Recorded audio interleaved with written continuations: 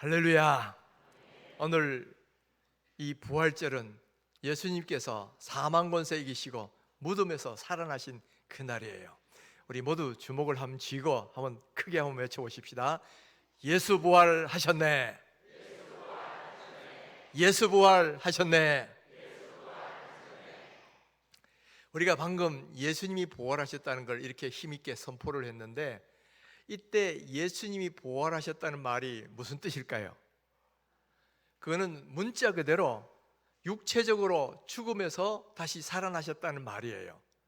간혹 자유주의 어떤 신학자들 가운데는 이런 기적적인 것을 빼버리려고 예수님의 부활을 육체적 부활로 인정하지 않고 무슨 다른 부활로 이야기하는 그런 사람들도 있는데, 우리가 믿는 이 부활은 예수님이 문자 그대로 사망 권세 이기시고 육체 가족으로 부활하신 거예요.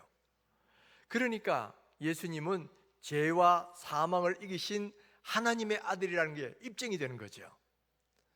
뿐만 아니라 예수님이 이렇게 사망 권세 이기시고 부활하셨다는 것은 장차 우리들도 부활할 것을 보증해 주는 첫 열매다. 성경은 그렇게 말을 합니다. 우리 모두는 다 언젠간 죽겠죠. 저도 지금 이렇게 여러분 앞에 설교를 하지만은 저도 언젠가는 장례식의 그 주인공이 돼서 관에 누울 날이 올 거예요. 그런데 우리가 믿는 것은 뭐냐면은 우리가 언젠가 모든 사람 다 육신적으로 죽어요.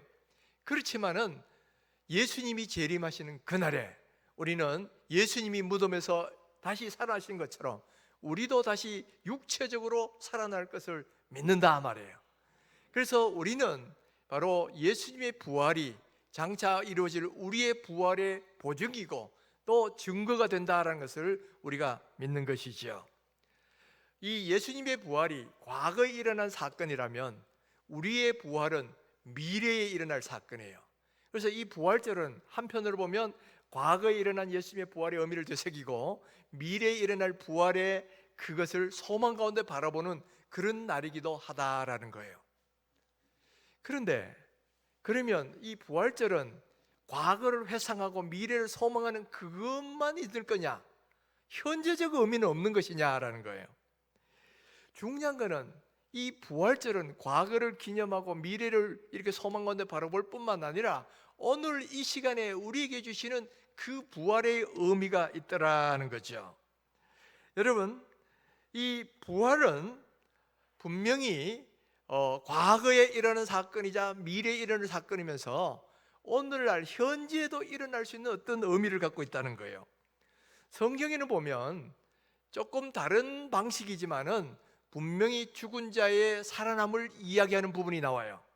바로 오늘 우리가 읽은 이 에스겔서 37장입니다.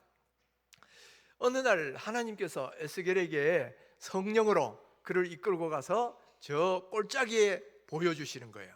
근데 골짜기를 보니까 거기에는 마른 뼈가 그냥 많이 흩어져 있는 거예요. 이 뼈들은 너무나 마른지 오래가 돼가지고 다시는 살아날 것이라는 것은 상상도 할 수 없는 그런 뼈들이에요. 그런데 하나님께서 이 에스겔에게 이렇게 대언하러 가시는 겁니다. 내가 생기를 너에게 들어가게 하리니 너희가 살아나리라. 이렇게 대언을 하니까 갑자기 그 뼈들이 움직이더니만 철컥철컥하고 서로 갖다 연결되는 거예요.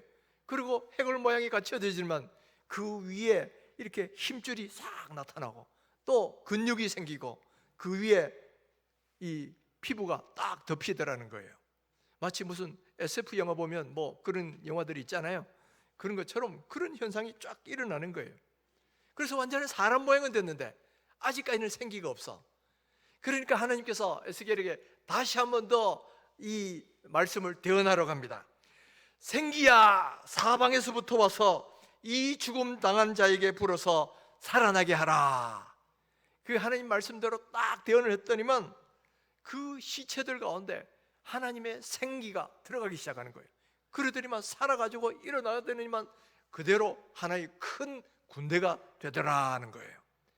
이것이 바로 지금 에스겔 골짜기에 일어난 환상의 내용입니다. 여러분, 마른 뼈가 다시 살아나는 거, 이게 뭐겠어요? 그게 바로 부활 아닙니까? 사전에 살았던 사람들이 다 죽어가지고 말라버리 떨어진데 다시 거기에 생명이 들어가서 살아났으니 이게 다른 의미에서 보면 부활이죠. 부활이라는 용어를 안 썼을 뿐이지 사실 내용은 바로 부활한다는 거예요. 그런데 중요한 것은 이 환상이 무엇을 말하려고 하느냐 하는 거예요. 하나님께서 이 환상을 보여주시면서 궁극적으로 말씀하려는 내용이 뭐냐 했을 때 바로 죽은 이스라엘 민족의 회복을 말씀하고 계시다는 거예요. 11절부터 보면 바로 그 환상을 보여주시고 난 뒤에 해석을 해주셔요. 지금 에스겔 시대 이스라엘 백성들은 하나님을 버리고 우상을 숭배했다가 그 영이 다 죽은 것 같은 그런 상태가 되었다는 거예요. 그 개별적으로 각 사람의 심령도 이미 영적으로 죽은 거예요. 그리고 죽은 지 오래돼가 마른 뼈처럼 되어버렸어요. 뿐만 아니라 한 개인만 죽은 게 아니라 이스라엘이라는 민족, 이스라엘이라는 나라도 함께 패망해가지고 지금 바벨론의 포로로 잡혀 있는지 지금 오래가 된 거예요. 그러니까 이 나라도 다시 소생할 수 있는 가능성이 하나도 없어. 그리고 이스라엘 민족 한 사람 한 사람 개인으로도 지금 여호와 신앙을 잃어버리고 지금 죽은 것 같은 그런 상황이 되었어요. 그러나 바로 이런 이스라엘 민족을 향해서도 하나님이 지금 놀라운 말씀을 선포하고 계신 거예요. 바로 14절 말씀입니다. 같이 다시 한번 읽어봅니다. 내가 내 영을 너희 속에 두어 너희가 살아나게 하고 내가 또 너희를 너희 고국 땅에 두리니 나 여호와가 이 일을 말하고 이룬 줄을 너희가 알리라. 여호와의 말씀이니라. 아멘. 내 영을 너희 속에 두어 너희가 다시 살아나게 하리라. 다시 살아나는 게 뭐예요? 다른 말로 하면 부활이란 말이에요. 내가 그들을 다시 살리리라. 그들을 다시 부활시키리라. 지금 그 말씀을 선포하고 계신 거예요. 그러면 예수님, 하나님이 지금 말씀하시는 이때 이 부활의 의미가 뭐냐? 첫 번째는 하나님을 버리고 우상 숭배했다가 영적으로 완전히 죽어버린 그 이스라엘 백성들이 회개하고 돌이켜서 다시 하나님의 백성으로 거듭나는 영적인 부활을 의미하는 거예요. 그들이 다시 하나님의 백성이 되고 하나님을 믿는 그런 살아있는 영적인 그런 하나님의 백성이 되는 것을 의미하는 부활이에요. 두 번째는 뭐예요? 이 영적 사망의 결과로 완전히 패망해버린 이스라엘 민족, 이스라엘 나라가 다시 회복되고 재건될 것이라는 민족의 부활을 의미하고 있다는 거예요. 지금 이스라엘 백성의 상태는 하나님을 버리고 우상 숭배를 했다가 개인도 영적으로 죽어버렸고 나라와 민족도 완전히 멸망당해버린 그런 상태예요. 죽어버린 상태죠.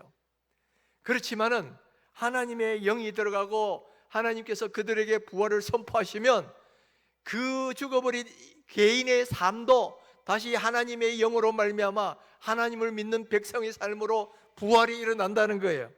또 그리고 나라와 민족도 다시금 재건되어서 고토로 돌아가서 민족이 다시 서고 나라가 다시 회복되는 그런 은혜의 역사를 지금 이 환상을 통해서, 골짜기 마른 뼈 환상을 통해서 지금 말씀하고 있다라는 거예요. 여러분, 이런 일이 일어날 수 있는 줄 믿습니다. 그리고 실제로 일어났죠.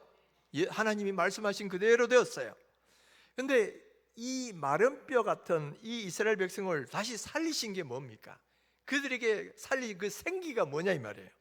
14절이 내가 내 영을 너희 속에 두어 너희가 살아나게 하겠다.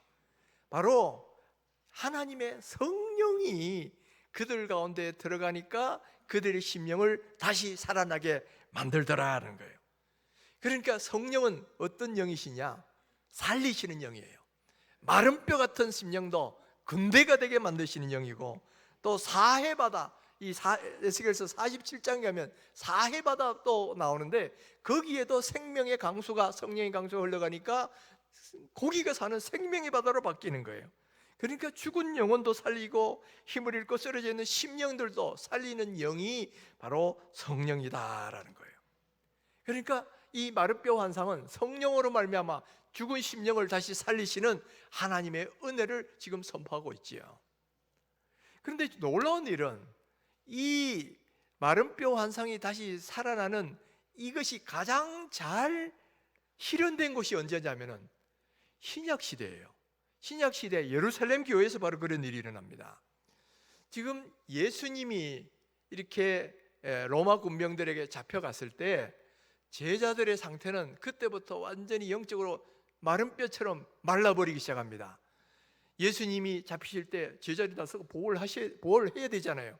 그런데 제자들부터 먼저 두려우니까 제자들부터 예수님 다 버리고 다 도망가 버렸어요. 그리고 나는 죽을 때까지 주님을 버리지 않겠다고 큰 소리 쳤던 베드로도 도망갔고, 그리고 베드로는 나중에 한술 더 떠가지고 너 그들과 함께 있었지, 그러니까 나는 그들을 도무지 알지 못하노라고 막 맹세까지 하면서 그렇게 부인을 했다라는 거예요. 그러니까 예수님이 잡히셨을 때 이미 이 제자들의 상태는 영적으로 죽은 상태가 되어버린 거예요. 그리고 예수님이 십자가에 달려 돌아가시니까 그들은 완전히 말라버린 마른 뼈처럼 되어버렸어요. 그들은 절망했고 낙심을 했고 다 힘을 잃어버렸고 두려움에 빠져가지고 사람들이 나를 잡아갈까 두려워가지고 밤중에 숨어서 모이는 그런 사람들이 되었어요. 그러니까 그들의 심령은 완전히 그냥 마른 뼈처럼 되어버렸죠. 그들은 할 수 있는 일은 아무것도 없는 거예요. 뭐 복음 전하는 거, 뭐 그 병자 고치는 거, 이런 거 할 수도 없고 두려워서 도망가는 것밖에는 할 일이 없는 바로 그런 마른 뼈 같은 신앙이었단 말이에요.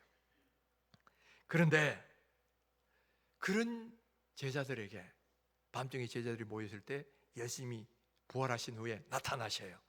그리고는 너에게 평강이 있을지어다, 이렇게 위로의 말씀을 해주시더라는 거예요. 그 한창 두려워하는 그 제자들에게 너에게 평강이 있을지어다고 예수님이 살아나셔서 말씀하시니까 얼마나 큰 위로가 됐겠습니까? 그러나 여러분, 중요한 거는 위로는 됐을지 모르지만 그 영적인 상태는 아직 살아나지를 못했어요. 왜냐? 예수님이 부활하셔서 그런 말을 해도 사명을 다 잃어버리고 나는 고기 잡으러 바다로 가겠노라 하고 다 그냥 갈릴리 바다로 떠나버린 거예요. 그러니까 예수님이 갈릴리 바다까지 또 찾아가셔요. 찾아가셔는 떡과 고기를 주시면서 그 첫사랑의 장소가 갈릴리 바다잖아요. 그들을 불렀던 자리가 갈릴리 바다인데 다시 한번 그들에게 떡과 물고기를 주시면서 함께 그들을 위로하고 격려해 주셔요. 특별히 이 3번씩이나 예수님을 부인해가지고 트라우마에 시달리던 이 베드로에게는 네가 나를 사랑하느냐 3번씩이나 물으셔요. 그러면서 그 트라우마를 다 씻어주시는 거죠. 이렇게 예수님이 다시 나타나셔서 위로하고 격려해 주었는데도 그들은 여전히 살아나지를 못했어요. 여전히 그들이 뭐 능력 있게 뭐 복음을 전한다 그러지는 못했어요. 그러다가 예수님이 승천하실 때 너희들은 약속하신 것을 기다리라, 그래가지고 그 약속하신 그거 성령을 기다리고 기도했더니만 그제서야 10일간 지났을 때에 오순절날 성령이 임합니다. 성령이 임하니까 그들이 죽었던 심령이 살아나는 거예요. 마룻뼈 같은 심령들이 이제는 살아있는 큰 군대가 돼요. 그래서 이제는 담대하게 복음을 전합니다. 기쁨에 충만해요. 이제는 누구도 두려워하지 않고 하나님의 말씀을 전하고 하나님의 사랑을 실천하는 그런 사람들이 되었다는 거예요. 그러니까 문자 그대로 마른 뼈 같은 심령들이 살아있는 큰 군대로 변화된 거예요. 바로 그들을 살린 게 뭐냐면은 예수님의 위로도 아니고 어떤 뭐 격려도 아니고 성령이었어요. 성령이 그들을 살린 거예요. 하나님의 살리시는 영, 성령이 들어가니까 그들이 살아있는 큰 군대로 변화될 수 있었다라는 거예요. 그러니까 이 오순절 사건은 에스겔 37장에 나오는 이 마른 뼈가 큰 군대가 되는 것이 문자 그대로 실현된 사건이다, 이렇게 우리는 해석할 수가 있어요. 오순절 날은 명실상부하게 마른 뼈 같은 제자들이 그 영혼이 다시 부활한 영혼의 부활절이에요. 오늘 우리가 섬기는 이 부활절은 예수님이 사망 권세 이기시고 육체적으로 부활한 부활절이라면 이 오순절은 마른 뼈 같은 그들의 영적 상태가 다시 소생하고 살아난 어떻게 보면 영혼의 부활절이다, 이렇게 말을 할 수도 있다라는 거예요. 바로 다 죽어버린 말라버린 마른 뼈 같은 이 제자들의 심령을 살리신 것은 다른 것이 아니라 바로 성령님이셔요. 그러니까 성령님은 구약에서나 신약에서나 관계없이 똑같이 살리시는 영이시다는 거예요. 마른 뼈같이 죽은 영혼도 살리시고, 또 저 그냥 탈진하고 메말라 버리고 그런 사람들도 다시 살리셔서 새롭게 하시는 영이 바로 우리의 성령님이시다라는 거예요. 바로 이 성령님, 그 성령님의 은혜를 오늘 우리도 경험하기를 원합니다. 예수님이 사망 못에 이기시고 부활하신 것처럼 오늘 이 부활절 날 성령님이 우리 가운데 역사하셔서, 혹시 우리 가운데 절망 속에 있는 분들, 낙심 속에 있는 분들, 믿음을 버리고 완전히 힘이 다 잃고 있는 분들이 계시다면 성령께서 오늘 이 시간에 오셔서 우리의 상한 심령, 우리의 마른 뼈 같은 심령 살리시는 이 은혜를 오늘 이 시간에 경험할 수 있게 되기를 주의 이름으로 축원합니다. 하나님은 시대마다 이렇게 하나님의 그 은혜를 잃어버리고 힘을 잃어버리고 낙심하고 탈진하고 마른 뼈처럼 쓰러져 있는 사람들에게 성령을 부어주셨어요. 그래서 그들을 다시 살리시고 다시 부흥회를 일으켜 주셨다 이 말이죠. 영국에서는 요한 웨슬리, 에반 로버츠 이런 사람들에게 하나님 성령을 부으셔가지고 당시에 정말 마른 뼈처럼 그렇게 되어 있는 그 모든 그 지역 사람들을 다 살려주셨어요. 부흥의 은혜를 일으키셨어요. 또 미국에서는 조나단 에드워드, 무디 이런 사람들을 하나님께서 쓰셔가지고 하나님의 성령을 역시 마른 뼈 같은 그 시대의 사람들에게 부어주셔서 다시금 영적 부흥이 일어나게 해준 거죠. 영적 부흥은 다른 말로 하면 바로 마른 뼈가 살아나는 영적 영혼의 부활이라는 거예요. 그리고 우리나라에서도, 대한민국에서도 길선주 목사님 같은 그런 분을 사용하셔서 우리가 이게 암울하고 이제 한일 합방을 당하게 되어 있는, 국권을 잃어버린 그런 암울한 심령에서도 우리에게 성령을 부으셔서 평양에 대붕이 일어나도록 그렇게 힘을 주셨던 그런 은혜의 역사가 하나님이 이 땅을 섭리하시는 역사였다라는 거예요. 오늘 우리는 이 부활절을, 우리의 영을 살리시는 그 성령의 은혜, 영혼의 부활의 은혜를 다시 한번 경험하기를 원합니다. 제가 한 달 전쯤에 미국 에즈베리 대학에서 일어났던 그 부흥에 대해서 소개를 드린 적이 있잖아요. 그 에즈베리 대학 그 청년들에게 하나님의 성령이 임하니까 막 그냥 2주 동안 아침부터 저녁까지 계속해서 막 은혜 가운데 예배를 드리는 거예요. 여러분, 만약에 지금 오늘 이 예배가 1시까지 계속 안 끝나고 계속 드린다고 생각해 보십시오. 벌써 여러분 허리가 아프고 막 그냥 마음이 급하게지고 막 그러지 않겠어요? 근데 이들은 아침부터 예배를 드리는데 밤늦게까지 예배 드려도 계속 그냥 지치지 않고 하는 거예요. 그 하루만 그런 게 거예요. 2주 동안 계속 그래도 은혜 가운데 계속 예배를 드릴 수 있었다는 거예요. 이게 뭐냐면 성령께서 그들 속에 역사하시니까, 그들의 영을 살리시니까 기쁨으로 그냥 2주간이나 계속 예배를 할 수 있었던 거죠. 바로 이 에즈베리의 부흥 사건은 우리에게는 큰 소망이 되는 게 뭐냐면, 오늘날에도 성령의 역사는 일어난다, 오늘날에도 이런 부흥의 역사는 하나님이 일으키신다라는 증거가 되기 때문에 그래요. 그러니까 이것은 오늘 우리 대한민국 한국교회도 일어날 수 있고, 오늘 우리 힌들교회도 그런 일이 일어날 수 있다라는 사실을 우리에게 말씀해 주고 있다라는 거예요. 제가 작년 말에 신디 제이콥스라는 그 기도 사역자가 우리나라에 와서 내년에, 그리고 내년인가 올해죠, 한국에 하나님 부흥을 일으키시니까 기도하라 그랬다는 거 제가 말씀드린 적 있죠. 저는 그런 예언 기도가 정말 사실인지 아닌지 저는 그렇게 확신을 못해요. 그럼에도 불구하고 그런 일이 얼마든지 일어날 수 있다는 것은 분명한 사실이라는 거예요. 우리가 믿고 기도하고 사모하면 우리에게도 바로 그런 부흥의 은혜가 일어날 수 있다라는 거예요. 그러니까 우리가 기도하고 우리가 준비해야 되는데, 이번에 참 감사한 것은 이번 부흥회를 통해서 하나님이 이런 은혜를 우리 교회도 부어주시고 있다는 걸 느끼게 되었다는 거예요. 지난주에 이 부흥회 때 강사 목사님 모셔가지고 우리의 잠자던 심령들을 많이 깨워주셨어요. 특히 하나님께서는 그 목사님의 입을 통해서 분명히 말씀하신 것은 우리 교회가 합심하여서 기도하면 그와 같은 성령의 은혜를 부어주셨다고 분명히 약속하신 거예요. 그런데 문제는 뭐냐면 우리가 그 약속을 믿고 기도를 순종하느냐, 거기에 달려있다는 거예요. 여러분, 말씀의 교회라는 건 뭐냐? 말씀을 많이 읽고 말씀을 많이 말한다가 말씀의 교회가 아니고요, 말씀대로 순종하는 교회가 말씀의 교회라는 거예요. 여러분, 우리가 말씀을 아무리 읽고 아무리만 듣고 말씀 해도 말씀대로 순종하지 않으면 그거는 말씀의 교회가 아닌 거예요. 그러니까 기도하라고 하나님 말씀하시면 기도하라, 그 말씀만 기도하라 그래야 우리 연구하고 뭐 어떻게든, 그게 중요한 게 아니고 그 말씀대로 순종하는 게 말씀의 교회다 이 말이에요. 그래서 오늘 우리에게 지금 필요한 것은 뭐냐면 그때 주신 말씀대로 순종하는 일이 우리에게 일어나야 된다는 거예요. 하나님께서는 분명히 기도하는 사람에게 성령도 부으시고 부흥의 은혜도 주신다고 약속하셨어요. 그런데 이 성령은 기다린다고 그냥 가만히 있는데 막 부어주시는 게 아니에요.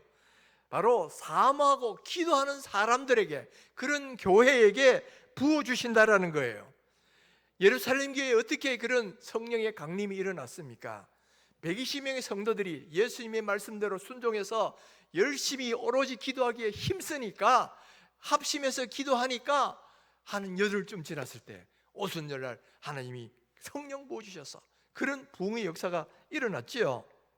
여러분, 바로 기도하는 곳에 그런 역사가 일어나는 거예요. 오늘날 부흥을 원하지 않는 사람이 어디 있고 부흥을 원하지 않는 교회가 어디 있겠습니까?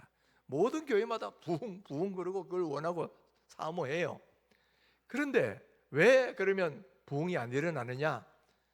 기도하지 않기 때문에. 그걸 놓고 기도하지 않기 때문에 부흥의 역사가 일어나지 않고 성령의 역사가 일어나지 않는다는 거예요.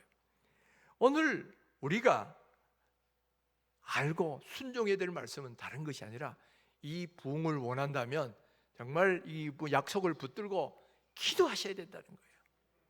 이사야 선지자는 교회를 일컬어서 만민이 기도하는 집이라고 그랬어요. 이사야 56장 7절에 이렇게 말씀하시죠. 우리 이 말씀도 우리 같이 한번 읽어봅니다.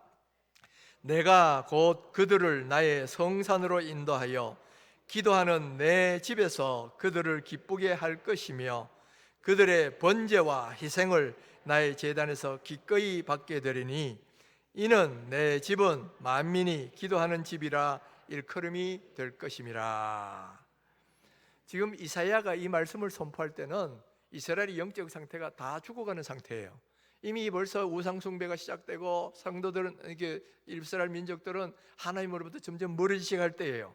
그래서 이 성전을 만민이 기도하는 집으로 만들어라 이렇게 말씀을 선포했는데, 그 뒤에 이스라엘 백성들이 어떻게 했느냐? 말씀을 이 기도하는 집으로 만들지 못하고 오히려 우상을 숭배하는 그런 곳으로 만들어 버렸어요. 오히려 성전에 보면 므낫세 시대에는 거기다 우상을 세워놓고 거기다가 일월 성신에게 절하고 그런 내용이 에스겔서에 보면 다 나오고 있어요. 바로 그런 죄를 범하니까 하나님이 진노하셔서 하나님이 그 집을 스스로 던져버리시는 거예요. 그래서 저 바벨론 군대를 동원해서 성전을 다 파괴해버리고 그들을 다 잡아서 저 바벨론에 잡아가는 그런 비극이 이루어졌죠. 왜냐? 만민이 기도하는 집을 기도하는 집으로 만들지 않고 오히려 우상을 숭배하는 곳으로 만드니까 하나님이 스스로 성전을 던져버리신 거예요. 그런데 이런 일은 그 뒤에도 똑같이 또 재현이 됩니다. 역사라는 건 반복이 돼요. 바로 예수님 시대에 예수님이 오셔서 그렇게 성전은 만민의 기도하는 집이다 그러고 성전을 전환시키신데도 그 뒤에도 또 소 팔고 양 팔고 돈 받고 가는 그런 강도의 굴레를 만들었어요. 그러니까 예수님이 또 십자가 달리시기 전에 한 번 더 성전을 깨끗게 하시면서 이렇게 너희가 강도의 굴레로 만들었구나 그러면서 엄히 책망하셨죠. 그리고 나중에는 예수님이 그 성전에서 이렇게 예언하셨어요. 돌 위에 돌 하나도 남기지 않고 다 무너뜨리리라. 근데 그것이 AD 70년에 문자 그대로 실현이 됐어요. 로마군이 와가지고 성전을 돌 위에 돌 하나도 남기지 않고 다 무너뜨려 버렸어요. 그리고 이스라엘 백성은 다시금 또 전 세계로 사로잡아가지고 그 땅을 떠나가도록 만드셨죠. 역사가 똑같이 반복된 거예요. 근데 참 묘한 거는 뭐냐면은 이 요세푸스의 기록에 따르면 이 두 성전이 솔로몬 성전과 헤롯 성전이 파괴된 날이 똑같은 날이라는 거예요. 아부월 9일. 그래서 지금도 이스라엘 사람들은 이 성전이 파괴된 날을 테샤베아브라는 절기를 만들어가지고 지금도 애도하면서 눈물로 회개하는 그런 날로 지금도 지키고 있어요. 이것은 뭘 말하는 거냐? 똑같은 일이 똑같이 반복되니까 하나님이 성전도 똑같은 날에 똑같이 파괴시키셨다라는 거예요. 왜냐? 만민이 기도해야 될 집을 만민이 기도하는 집이 아니라 강도의 굴절로 만들어 버렸으니까 하나님 스스로 그런 교회, 그런 성전 던져버리셨다라는 거예요. 교회는 만민이 기도하는 집이 되어야 된다라는 거예요. 여러분, 여기서 만민이라는 걸 주목해 보세요. 우리 교회에 기도 많이 하는 분이 있다, 그건 만민이 아니죠. 한 사람이 기도하는 거예요. 만민이 기도한다는 말은 뭐냐? 많은 사람들이, 인종과 국적과 관계없이 많은 사람들이 다 같이 기도한다, 그런 말이에요. 그러니까 여러분, 기도는 만민이 기도하는 집이 되어야 된다. 그러려면 기도의 샘물이 터져야 되죠. 교회에서 기도의 샘물이 터져서 모두가 다 같이 그냥 막 와 하고 기도할 수 있어야 이게 만민이 기도하는 집으로 바뀔 수 있다라는 거예요. 기도의 샘이 터져야 돼요. 창세기 49장 22절에 보면 요셉은 무성한 가지, 곧 샘 곁에 무성한 가지라. 이 샘 곁에 있는 나무들은 다 물을 계속 공급받으니까 계속 잘 무성하게 자랄 수밖에 없잖아요. 그런데 기도의 샘물이 터진 교회는 하나님의 성령의 은혜를 계속적으로 공급받기 때문에 계속적으로 부흥할 수밖에 없다라는 거예요. 그러니까 기도의 샘물이 터져야 성령의 역사가 나타나고, 그런 교회에 그야말로 영적 부흥이, 그야말로 무성한 가지가 넘치는 그런 은혜의 역사가 나타난다라는 거예요. 오늘날 그렇게 교회마다 부흥 원한다 그러지만은 이 기도의 샘물이 터지지 않으니까 그런 부흥의 역사가 일어날 수가 없다는 거예요. 그러면 이 기도의 샘물은 누가 터뜨려야 되느냐? 당연히 물론 담임 목사가 앞장서야 되죠. 그러나 담임 목사 혼자 안 된다. 만민이 기도하는 집이 되어야 된다. 그거는 모든 성도들이 함께 기도해야 된다라는 거예요. 제가 이번에 목사님이 오셔가지고, 강사님이 오셔서 말씀 전하는 가운데 특히 인상 깊었던 부분이 하나 있었어요. 그거는 바로 모세 시대의 그 성막의 등잔대와 스가랴 선지서에 나오는 등잔대가 다르다는 거예요. 모세 성막 시대의 등잔대는, 한번 보여주세요. 모세 성막 시대의 등잔대는 제사장이 등불을 다 켭니다. 일일이 제사장이 등불을 켜고 제사장이 그 앞에서 기도하는 등잔대예요. 그런데 이 스가랴서 4장이 나오는, 스가랴서에서 나오는 등잔대는 모든 사람이 다 같이 기도해야 되는 그런 등잔대라는 거예요. 이제 등잔대의 모습도 좀 다르죠. 저기 보면 이 등잔대가 있고 그 위에 등잔대 기름 넣는 그런 곳이 또 7개가 있어요. 그리고 그 위에 등불이 7개가 활활 타오르게, 그런 구조로 등잔대가 되어 있다. 그런데 이 기름이 어디서 나오느냐? 기름이 많으면 많은 만큼 더 불꽃이 활활 타오르는데, 기름이 어디냐면 그 양옆에 두 개의 감람나무가 있더라는 거예요. 이 2개의 감람나무로부터 이 기름이 등잔대에 이렇게 공급이 되어서, 그래서 등불이 활활 타오르게 되어 있다는 거예요. 그러면 이 2개의 감람나무가 뭐냐? 이게 바로 하나님의 기름 부으심을 받은 두 사람, 한 사람은 왕 스룹바벨을 가리키고 또 한 사람은 제사장 여호수아를 가리킨다는 거예요. 그래서 이 두 감람나무를 통해서 기름이 공급되어서 이 등잔대가 활활 타오르게 됐는데, 신약에서 이 감람나무는 뭘 의미하느냐? 왕이요 제사장이 감람나무를 했으면 우리 신약의 성도들은 어떤 존재입니까? 베드로전서에 왕 같은 제사장이라 그랬잖아요. 바로 우리가 왕이자 제사장인 거예요. 그래서 우리가 바로 감람나무라는 거예요. 그래서 우리가 얼마나 기도하느냐에 따라서 이 감람나무, 그 올리브 나무로부터 올리브 기름, 감람주가 등잔대에 들어가고, 등잔대에 기름이 많으면 많이 몰수록 그것에 있는 이 등대가 불이 활활 타오르게 됐다라는 거예요. 이것은 무엇을 말하느냐면, 바로 여기 있는 우리 성도들이 함께 얼마나 많이 기도하느냐에 따라서 기름들이 모일 수 있어요. 그리고 이 기름들이 모인 만큼 이 성령의 불꽃은 활활 타오르게 되어 있다라는 거예요. 오늘 우리가 합심해서 기도해야 될 이유가 바로 여기에 있다라는 거예요. 여러분들이 혹시 아직 지난 부흥회도 참석하지 않은 분은 유튜브에 다 나와 있으니까 꼭 그걸 한번 보셔요. 거기에 저도 아주 새롭게 깨달은 내용들이 참 많았는데, 그 중에 특별히 중요한 게 온 성도들이 함께 기도하는 교회가 바로 이 스가랴서에 나오는 등잔대고, 그게 바로 교회론이라는 거예요. 그런 교회에 성령의 불꽃이 활활 타오르고, 그런 교회가 부흥이 일어날 수밖에 없다라는 거예요. 그러니까 온 교회가 합심하여 기도하는 교회, 그런 교회가 기름이 모이는, 성령의 기름이 부고 성령의 불꽃이 타오르는, 그래서 성령의 역사를 경험하는 교회가 될 수 있다라는 거죠. 저는 이런 기도의 샘물이 오늘 우리 교회에서도 터지게 되기를 주의 이름으로 축원합니다. 우리 교회도 그동안 기도 안 하는 교회는 아니었어요. 그렇지만 그 기도의 분량이 조금 미치지 못하는 부족한 교회였다는 거예요. 그런데 이번에 이 목사님이 참 기도 많이 하시는 분이에요.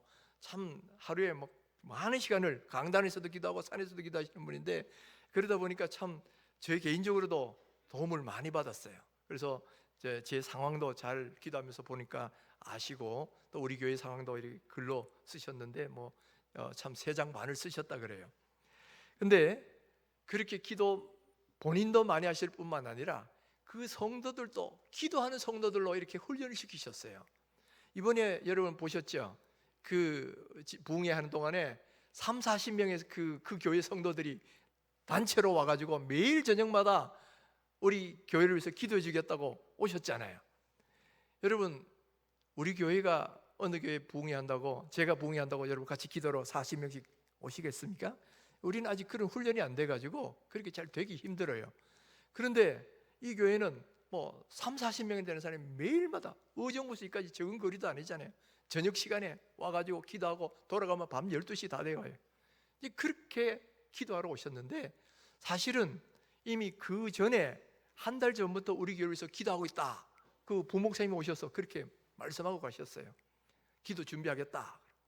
그리고 이 집회 기간에도 30-40명의 기도 부대가 매일마다 우리 교회 집회를 위해서 기도하고 가셨고, 또 그분들이 이제 한 달 뒤면 5월 달이면 이제 7박 8일, 8박 9일인가요? 8박 9일 동안 미국의 40여 개 교회를 400명의 성도들이 가가지고 한 교회마다 10명씩 그 교회를 위해서 강단 기도하고 하는 거예요. 그게 바로 선교라는 겁니다. 기도로 선교하는 교회.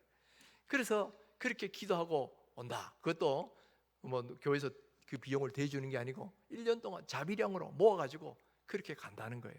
그리고 그까지 갔으면 관광도 좀 하고 올 텐데 그런 거 일치 안 하고 오로지 그 교회에서 기도만 하고 오는 거예요. 그래서 매년 지금 10몇 년째 지금 그렇게 미국도 가고 영국도 가고 아프리카도 가고 그렇게 하고 있다는 거죠. 그분들에게 우리가 좀 도전을 받았던 건 뭐냐면은, 그분들은 자기 자신을 위해서 기도하는 것만이 아니고 이렇게 교회를 위해서 기도하는 훈련을 받았던 거예요. 교회를 위하여 기도하는 거, 그리고 담임 목사님을 위해서 기도하고 교회를 위해서 기도하고, 그러고 나서는 뭐예요? 다른 교회나 다른 어떤 그런 나라를 위해서도 기도해 줄 수 있는 그런 훈련이 되어 있더라는 거죠. 근데 이분들이 참 감사한 거는 뭐냐면, 우리가 앞으로 40일간 기도한다 그러니까 그 기간 동안도 같이 기도해 주겠다는 거예요. 우리가 지금 앞으로 우리 40일 이제 우리가 금식 기도도 하고 그렇게 기도한다 그랬잖아요. 근데 이분들이 우리 40일 동안 우리와 같이 기도해 주겠다, 그렇게 약속하고 가셨어요. 이건 뭐냐면은 기도하는 것을 사명으로 알고 그것에서 기쁨을 느끼는 거죠. 기도의 제물을 하나님께 올려드리는 사람이라는 거예요. 기도로 하나님께 영광 돌리고 기도의 제물로 헌신하는 거예요. 그러니까 하나님이 그들의 기도를 귀하게 쓰시고 또 그들을 통하여 큰 일을 더 이루실 뿐만 아니라 그렇게 먼저 그의 나라와 의를 구하는 사람에게, 그 사람에게 축복하지 않겠습니까? 우리 하나님은 먼저 그의 나라와 의를 구하면 먹고 사는 문제 다 더해주시겠다 그랬는데, 기도도 자기 자신을 위한 기도뿐만 아니라 오히려 교회를 위해서 우선적으로 기도하려고 하는 그런 사람들에게 하나님 복 주신다라는 거예요. 그리고 그 기도대로 응답해 주시되, 그러니까 그 교회가 굉장히 개척한 지 지금 30몇 년 만에 수천 명이 되는, 7천 명 넘는 그런 교회로 부흥하게 됐다는 거죠. 저는 우리에게 이번에 참 큰 도전을 주셨어요. 그래서 우리도 이제 이것을 계기로 해서 기도하는 교회가 되자, 만민이 기도하는 교회가 되자. 아멘이십니까? 모든 성도들이 함께 기도하는 교회, 이게 참 중요한 거예요.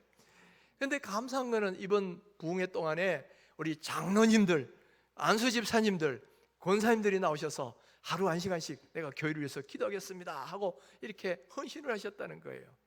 이제 이분들이 기도원의 300명의 용사처럼 앞장서서 기도하시면 나머지 성도님 따라오셔요. 같이 기도하셔요. 하루 1시간까지는 안 되더라도 30분이라도 같이 기도하시자 이 말이에요. 그러면 우리 교회가 만민이 기도하는 교회가 되고, 성령이 역사하시는 교회이고, 마른 뼈가 살아나고, 구원의 은혜가 임하고, 그리고 큰 부흥의 역사가 일어나는 그런 교회가 될 수 있다라는 것이 성경의 약속이고 오늘의 그 증거가 나타나고 있다는 거죠. 오늘 우리는 이제 2주간 동안 지원을 받습니다. 그래서 여러분 1층에 가시면 다 이 지원판이 있어요. 거기다가 날짜대로 여러분 쓰셔요. 내가 이날 하루 금식기도 하겠습니다. 그리고 난 금식은 못해도 같이 1시간 기도 지원을 하겠습니다. 이런 데서 여러분 성령께서 감동시켜 주시는 대로 자원을 하셔요. 자원을 하셔가지고 이렇게 헌신을 하시면, 그리고 함께 와 하고 기도하는 거예요. 함께 와 하고 기도하면 우리 교회가 만민이 기도하는 집이 되고, 또 우리 기도 소리가 더 흘러넘칠 때 기름이 많이 준비가 되고, 그러면 성령의 역사가 활활 타오르는 그런 교회로 변화될 줄 믿습니다. 그렇게 되면 여러분 죽었던 마른 뼈 같은 심령 살아나지 않겠습니까? 여러분 지금 여러 가지 어렵고 힘든 문제로 여러분 마른 뼈같이 되어 있는 분도 계실 거고, 또 어떤 분들 가운데는 뭐 오랫동안 제대로 기도 생활도 안 하고 막 그러다가 영적으로 한때는 좀 뜨거웠는데 지금은 다 식어버린 그런 분들도 계실 수 있어요. 또는 여러분 뭐 어떤 삶의 문제에 치여갖고 지금 마음이 너무너무 힘들고, 그래서 지금 내 마음이 완전히 영적으로도 그렇고 마음으로도 그렇고 완전히 그냥 마른 뼈처럼 되어버리는 분들도 있을 거란 말이에요. 근데 그런 분들 이번에 한번 기도의 제단을 한번 쌓아보세요. 기도의 예물을 한번 올려보시란 말이에요. 그러면 하나님이 그 기도 들으시고 먼저는 하나님과 여러분과의 관계를 회복시켜 주셔요. 그러면서 영적인 부분이 회복되면 그 다음에는 먼저 그의 나라와 의를 구하는 사람들에게 주시는 놀라운 은혜가 있을 것이고, 또 그리고 여러분의 막힌 문제들, 여러분 가정의 문제들 또 다 해결이 될 줄 믿습니다. 바로 그런 은혜의 축복을 이번에 우리에게 주시려고 기도 시간을 마련해 주셨고, 또 기도하도록 동기부여도 해주셨다라는 거예요. 사랑하는 성도 여러분, 이런 은혜의 열의자가 되지 마시고, 자, 우리 모두가 함께 기도하십시다. 저부터 기도하는 일에 앞장설 테니까 또 우리 장로님들 앞장서서 기도하셔요. 우리 권사님들 앞장서서 기도하셔요. 그러면 우리 모든 성도들도 이제 다 같이 한 부분씩이라도 참여해서 다 함께 기도해 보십시다. 그러면 여러분 마른 뼈가 살아나는 그런 부활의 역사, 우리 영이 부활하는 그런 은혜의 역사가 일어날 뿐만 아니라 수많은 주님을 알지 못하는 죽은 영혼들이 다시 생명을 얻는 그런 역사가 일어나고, 교회가 다시 한번 영적으로 살아있는 교회가 되는, 큰 군대가 되는 그런 은혜의 역사, 생명의 역사, 부활의 역사가 일어나게 될 줄 믿습니다. 이 기쁨의 잔치에 여러분도 기쁨으로 동참해 주시기를 간절히 소망하고 축원합니다.